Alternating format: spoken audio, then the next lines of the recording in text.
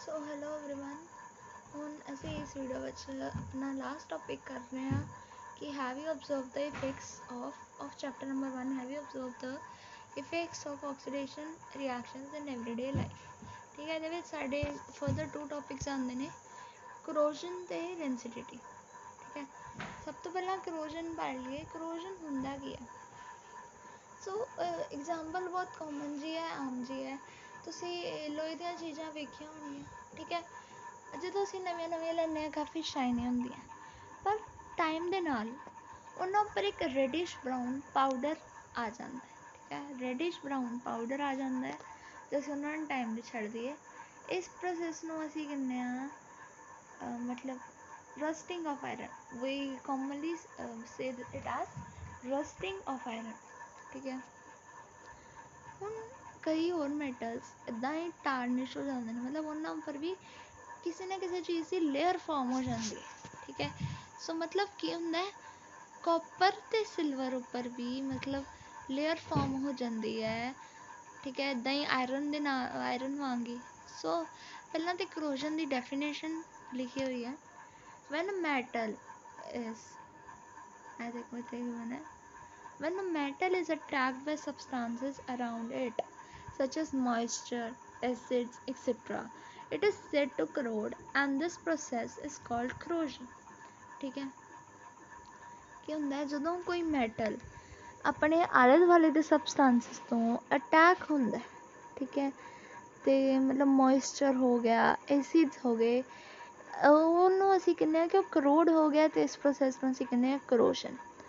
ਸੋ silver ਦੇ case ਵਿੱਚ ਵੀ ਉਹਦੇ ਉੱਪਰ ਇੱਕ ਬਲੈਕ ਕੋਟਿੰਗ ਆ ਜਾਂਦੀ ਹੈ। ਜਿਵੇਂ ਤੁਸੀਂ ਕੋਈ ਸਿਲਵਰ ਦੀ ਜਵੈਲਰੀ ਲਿੱਤੀ ਹੋਵੇ, ਉਹਦੇ ਉੱਪਰ ਹੌਲੀ ਹੌਲੀ ਬਲੈਕ ਕੋਟਿੰਗ ਆ ਜਾਂਦੀ ਹੈ, ਅਤੇ ਕਾਪਰ ਉੱਪਰ ਵੀ ਗਰੀਨ ਕੋਟਿੰਗ ਆ ਜਾਂਦੀ ਹੈ। ਠੀਕ ਹੈ, ਇਹ ਵੀ ਐਗਜ਼ਾਮਪਲਸ ਹੈਗੀਆਂ ਨੇ ਕਰੋਜ਼ਨ ਦੀਆਂ। ਸੋ ਰਸਟਿੰਗ ਅਸੀਂ ਨਾ ਸਪੈਸ਼ਲ ਨੇਮ ਹੈ ਕਰੋਜ਼ਨ ਦਾ ਇਨ ਕੇਸ ਆਫ ਆਇਰਨ, ਬਾਕੀ ਮੈਟਲਸ ਦੇ ਕੇਸ ਵਿੱਚ ਅਸੀਂ ਇਹਨੂੰ ਕਰੋਜ਼ਨ ਹੀ ਕਹਿੰਦੇ ਹਾਂ। So corrosion causes damage to car bodies, bridges, iron railings, ships and to all objects made of metals, especially those of iron. Corrosion of iron is a serious problem. Every year an enormous amount of money is spent to replace damaged iron. ਠੀਕ ਹੈ, ਸੋ ਕਹਿੰਦੇ ਆ ਕਿ ਮਤਲਬ ਇਹਦੇ ਨਾਲ ਮਤਲਬ ਕਾਫੀ damage ਹੁੰਦਾ, ਸਪੈਸ਼ਲੀ ਜਿਹੜੀਆਂ ਵੱਡੀਆਂ ਚੀਜ਼ਾਂ ਜਿਹੜੀਆਂ ਅਸੀਂ ਆਇਰਨ ਦੀਆਂ ਬਣਾਈਆਂ ਹੁੰਦੀਆਂ ਉਹਨਾਂ ਉੱਪਰ। ਠੀਕ ਹੈ, ਇੰਨਾ ਕਾਫੀ ਜ਼ਿਆਦਾ ਪੈਸਾ ਲੱਗ ਜਾਂਦਾ ਹੈ ਉਸ ਡੈਮੇਜਡ ਆਇਰਨ ਨੂੰ ਰਿਪਲੇਸ ਕਰਨ ਵਿੱਚ। ਠੀਕ ਹੈ, ਤਾਂ ਅੱਗੇ ਹੈ ਰੈਂਸਿਡਿਟੀ। ਸੋ ਠੀਕ ਹੈ, ਰੈਂਸਿਡਿਟੀ ਹੈ ਹੁਣ last topic. So have you ever tasted or smelled the fat oil containing food material left for a long time. ਠੀਕ ਹੈ, ਹੁਣ ਜਿੰਨਾਂ ਚੀਜ਼ਾਂ ਵਿੱਚ ਫੈਟ ਜਾਂ ਆਇਲ ਹੋਵੇ, ਉਹਨਾਂ ਨੂੰ ਅਸੀਂ ਜ਼ਿਆਦਾ ਟਾਈਮ ਲਈ ਰੱਖੀਏ ਅਤੇ ਉਹਨਾਂ ਦਾ ਟੇਸਟ ਚੇਂਜ ਹੋ ਜਾਂਦਾ ਹੈ। ਠੀਕ ਹੈ, so when fats and oils are oxidised. ਠੀਕ ਹੈ, ਜਦੋਂ ਫੈਟਸ ਜਾਂ ਆਇਲਸ ਆਕਸੀਡਾਈਜ਼ ਹੁੰਦੇ ਨੇ, they become rancid and their smell and taste change. Usually substances which prevent oxidation। ਠੀਕ ਹੈ, ਠੀਕ ਹੈ, ਜਿਹੜੇ ਸਬਸਟੈਂਸ ਪ੍ਰਿਵੈਂਟ ਕਰਦੇ ਉਹਨਾਂ ਨੂੰ ਕੀ ਕਹਿੰਦੇ ਆ, ਇੱਥੇ ਵੀ ਇੰਪੋਰਟੈਂਟ ਪੁਆਇੰਟ ਹੈਗਾ, antioxidants are added to foods containing fats and oil. Keeping food in airtight containers help to slow down oxidation।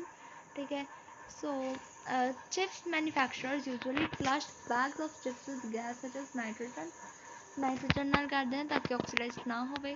ਹੁਣ ਇਹਦੇ 3 ਕੁਐਸਚਨਸ ਨੇ, ਉਹ ਵੀ ਅਸੀਂ ਡਿਸਕਸ ਕਰ ਲਈਏ। First question is why does the colour of copper sulphate solution change when an iron nail is dipped in it? So it changes because iron displaces copper from its place and the solution fades and the blue color of the copper sulfate solution fades. So double displacement reaction ਦੇ ਉਹਨਾਂ ਨੇ ਕਿਹਾ ਹੈ ਕਿ example ਦਿਓ।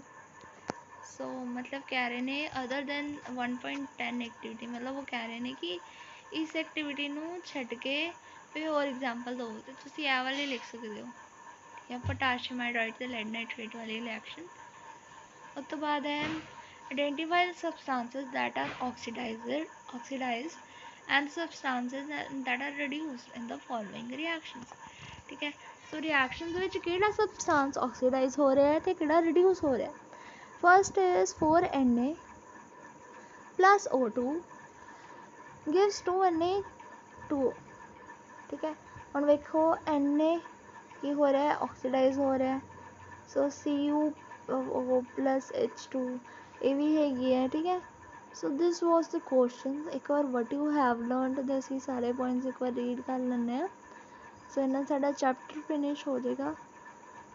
So first is a complete chemical reaction. Equation represent the reactant products and their physical states symbolically. Second, a chemical equation is balanced so that the number of atoms of each type involved in a chemical reaction are same on the reactant product side of the equation. Equations must always be balanced.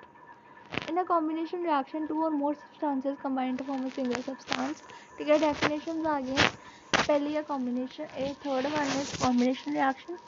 Decomposition reaction are opposite to combination reaction. In a decomposition reaction, a single substance decomposes to give two or more substances. ये भी definition है। Reactions in which heat is given out along with the product are called exothermic, ये भी है।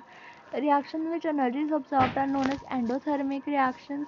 When an element displaces another element from its compound, a displacement reaction occurs. Next, double displacement. The two different atoms or group of atoms ions are exchanged in double displacement reaction. Precipitation reaction produce insoluble salts. Reactions also involve the gain or loss of oxygen or hydrogen by substances. Oxidation is the gain of oxygen or loss of hydrogen. Reduction is the loss of oxygen or gain of hydrogen. ठीक है, ये सारे मतलब what you have learned मतलब सारे points ਜਿਹੜੇ मैं ਤੁਹਾਨੂੰ कराए सी हो गए। ਉਸ ਤੋਂ ਬਾਅਦ कुछ exercises ने, ठीक है। So this was all about our chapter number 1 of chemistry of class 10 science.